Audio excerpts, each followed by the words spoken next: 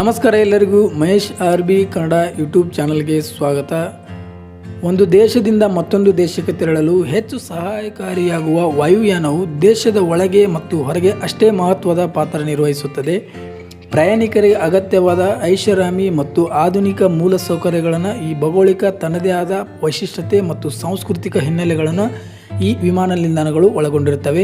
So ಸ್ನೇಹಿತರೆ, ಇವತ್ತಿನ ಈ ವಿಡಿಯೋದೊಳಗೆ ನಾವು ಭಾರತದ ಅತಿ ಮುಖ್ಯವಾದ 5 ವಿಮಾನ ನಿಲ್ದಾಣಗಳು ಯಾವುವು ಅನ್ನೋದನ್ನು ಈ ವಿಡಿಯೋದಲ್ಲಿ ತಿಳಿದುಕೊಳ್ಳೋಣ.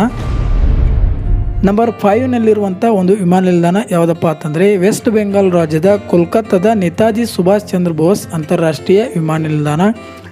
ಈ ವಿಮಾನ ನಿಲ್ದಾಣವು ಸರಿಸುಮಾರು 2460 ಎಕರೆ ಪ್ರದೇಶದಲ್ಲಿ ನಿರ್ಮಾಣವಾಗಿದೆ. ಈ ವಿಮಾನ ನಿಲ್ದಾಣವು ಪೂರ್ವ ಭಾರತದ ಪಶ್ಚಿಮ ಬಂಗಾಳದ ಒಂದು ಕೋಲ್ಕತ್ತಾದಲ್ಲಿದೆ. ಈ ಭಾಗದ ಬಹುಮುಖ್ಯ ವಾಯುಯಾನ ಕೇಂದ್ರ ಇದಾಗಿದೆ. ದೇಶ ವಿದೇಶ ವಿಮಾನ ಸೇವೆಗಳು ಸಹಿತ ಇಲ್ಲಿಂದ ಲಭ್ಯವಿದೆ.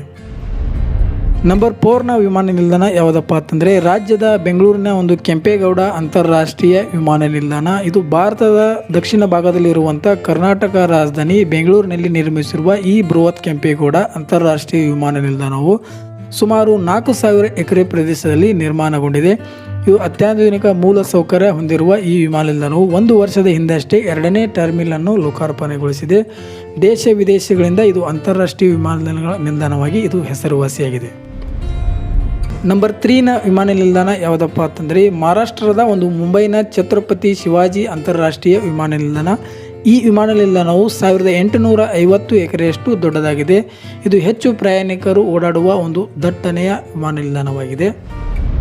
ನಂಬರ್ 2 ವಿಮಾನ ನಿಲ್ದಾಣ ಯಾವುದಪ್ಪ ಅಂತಂದರೆ ತೆಲಂಗಾಣ ರಾಜ್ಯದ ಹೈದರಾಬಾದ್ನ ಒಂದು ರಾಜೀವ್ ಗಾಂಧಿ ಅಂತಾರಾಷ್ಟ್ರೀಯ ವಿಮಾನ ನಿಲ್ದಾಣ.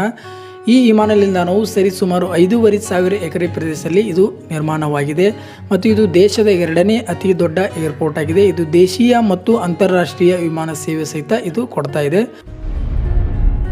ಭಾರತದ ನಂಬರ್ 1 ವಿಮಾನ ನಿಲ್ದಾಣ ಯಾವುದಪ್ಪ ಅಂತಂದರೆ ರಾಷ್ಟ್ರ ರಾಜಧಾನಿ ನವದೆಹಲಿಯಲ್ಲಿರುವ ಇಂದಿರಾ ಗಾಂಧಿ ಅಂತಾರಾಷ್ಟ್ರೀಯ ವಿಮಾನ ನಿಲ್ದಾಣ.